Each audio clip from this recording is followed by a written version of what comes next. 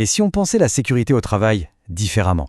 Pas juste comme un tas de règles à suivre, mais comme une stratégie, voire même un art martial. C'est de ça qu'on va parler aujourd'hui.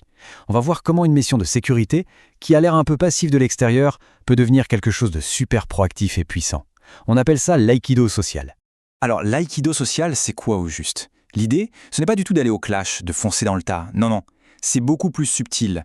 C'est l'art d'observer, de vraiment comprendre comment l'entreprise fonctionne. Et ensuite, d'utiliser l'élan même de l'organisation, ses propres forces et même ses déséquilibres pour la guider doucement, mais sûrement, vers plus de sécurité. Tout ça sans jamais entrer en confrontation directe. Et c'est la grande question en fait. Comment est-ce qu'on passe du statut de simple observateur un peu passif qui constate les problèmes à celui d'un véritable acteur de terrain? Quelqu'un qui devient un vrai expert, qui anticipe les dangers avant qu'ils n'arrivent et qui connaît sur le bout des doigts la réalité du travail au quotidien. Ok, alors par où on commence? Eh bien, le premier outil, la première technique de notre Aikidoka social, c'est l'inspection. C'est la base de tout. C'est vraiment là que commence l'art de l'observation stratégique. Et là, attention, parce qu'il y a un principe de base qui est souvent sous-estimé, voire méconnu. La loi, en fait, donne une liberté d'action assez incroyable au comité social et économique, le fameux CSE. Le truc, c'est que par défaut, n'importe quelle action menée pour la santé et la sécurité est considérée comme une inspection. Ça a l'air de rien dit comme ça, mais cette petite qualification juridique, en réalité, ça ouvre des portes incroyables, un champ d'action immense. Et quand je dis liberté, ce ne sont pas juste des mots en l'air. Ça se traduit par des droits très, très concrets. On parle de pouvoir se déplacer absolument partout dans l'entreprise, sans restriction. De pouvoir parler directement à n'importe quel salarié quand on veut, même si ça peut un peu déranger sur le moment. D'avoir accès à toutes les situations de travail, à tous les postes. Et le point crucial, empêcher ça pour la direction, c'est carrément un délit d'entrave. On imagine bien que la discrétion, c'est la clé. L'analogie avec l'avion est juste parfaite pour ça. Est-ce qu'un pilote prévient avant de faire sa checklist et de tester les commandes? Bien sûr que non. Il a besoin de savoir si tout fonctionne vraiment, en conditions réelles. Eh bien, c'est pareil pour une inspection. Si on l'annonce à l'avance, elle perd presque toute sa valeur. Le but, c'est de voir la vraie vie de l'atelier ou du bureau, pas une pièce de théâtre préparée pour l'occasion. Et ce qui est génial avec ce système, c'est que ça transforme le CSE en une sorte de service d'urgence de la prévention. Pensez-y, un salarié voit un truc dangereux, il alerte un membre du comité et bam, ce membre peut intervenir tout de suite, sur le champ. La paperasse, les bons délégations, tout ça, ça peut attendre. On remplit les papiers après. L'important, c'est l'action. La sécurité d'abord. Bon, ça, c'était l'inspection, l'outil numéro 1 pour la prévention. Maintenant, passons au deuxième grand outil, l'enquête. Là, on change de logique. Si l'inspection, c'est pour anticiper, l'enquête, elle, arrive après la bataille. Elle est déclenchée quand un incident a déjà eu lieu.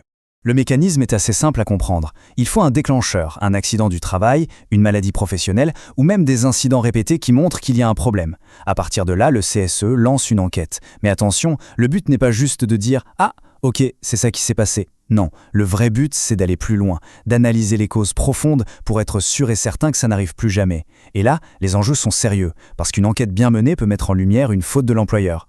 Donc pour résumer, la grosse différence, elle est vraiment tactique. D'un côté, on a l'inspection, c'est proactif, c'est le CSE qui prend l'initiative pour aller voir ce qui se passe. De l'autre, on a l'enquête, c'est réactif, c'est une obligation après un incident pour comprendre. Et il y a un détail qui change tout. Le temps passé sur une enquête pour un accident grave, eh bien, il n'est pas pris sur le crédit d'heure mensuel des élus. C'est considéré comme du temps de travail normal. Et ça, c'est hyper important. L'analogie de l'autopsie est un peu dure, mais elle est très parlante. Et elle nous amène à un point essentiel. L'objectif d'une enquête, ce n'est jamais de trouver un coupable. Chercher un bouc émissaire, blâmer la personne qui a eu l'accident, ce serait comme accuser le scalpel si une opération chirurgicale tourne mal. C'est absurde. Il faut regarder plus loin. Et voilà, on revient au cœur de notre Aikido social. Le but du jeu, ce n'est pas de pointer quelqu'un du doigt. C'est de mettre un projecteur sur les vrais problèmes, les failles dans le système, l'organisation du travail, les procédures qui ne sont pas claires, le manque de formation. C'est là qu'on trouve les clés de la vraie prévention. C'est en réparant le système qu'on protège tout le monde. Ok, donc on a nos deux outils de base, inspection et enquête, prévention et réaction. Mais un bon Aikidokan ne s'arrête pas là. Voyons maintenant comment un comité peut passer au niveau supérieur, affiner sa stratégie et utiliser certaines ressources pour devenir encore plus efficace. Et voici une de ces ressources clés, le crédit d'heures exceptionnel. C'est une vraie botte secrète. Quand il y a une situation qui sort vraiment de l'ordinaire, genre une enquête super complexe sur un accident grave, le CSE peut demander des heures en plus. L'avantage énorme, c'est que ça permet de faire un travail de fond, une vraie investigation poussée, sans pour autant griller tout le budget d'heures du mois qui sert pour les autres missions. Imaginez un cas concret. Il y a un accident assez grave dans un entrepôt. Le CSE se retrouve avec une enquête énorme sur les bras. C'est super complexe. Et bien dans un cas comme ça, en débloquant 25 heures exceptionnelles, les membres du comité ont eu le temps de faire un boulot incroyable. Interroger plein de monde, décortiquer toutes les procédures, et le tout sans devoir laisser tomber tous les autres dossiers importants du mois. Ça change tout. Ah, et là, on a un mouvement d'aïkido absolument magnifique. Imaginez la situation. La direction traîne des pieds, elle complique une enquête qui, normalement, doit se faire avec elle. Qu'est-ce que le CPS peut faire? Il pivote, il change de tactique. Il dit simplement « Ok, très bien, dans ce cas, ce n'est plus une enquête, c'est une inspection. » Et là, magie. Comme on l'a vu, pour une inspection, le CPSE est 100% autonome. Plus besoin d'attendre qui que ce soit. C'est ce qu'on appelle la souplesse tactique. Brillant. Alors quand on met tout ça bout à bout, les inspections, les enquêtes, les ressources spéciales, cette agilité tactique, qu'est-ce qui se passe? Eh bien, le rôle du comité de sécurité change du tout au tout. Il ne subit plus, il agit. Il passe du statut de simple observateur à celui de véritable expert.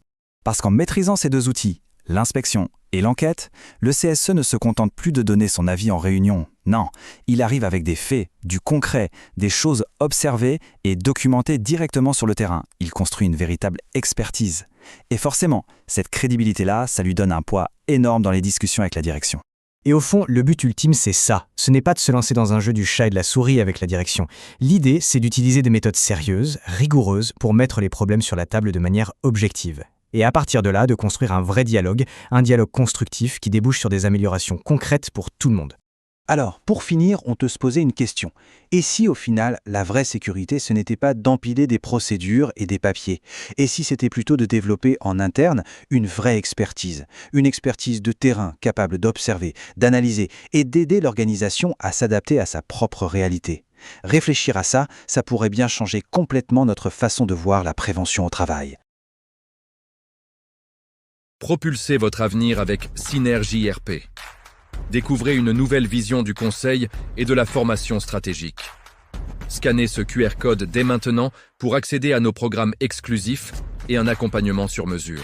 Donnez une dimension supérieure à vos projets professionnels avec l'expertise de nos consultants dédiés. Synergie RP, l'expertise au service de votre réussite. Scannez et commencez votre transformation aujourd'hui.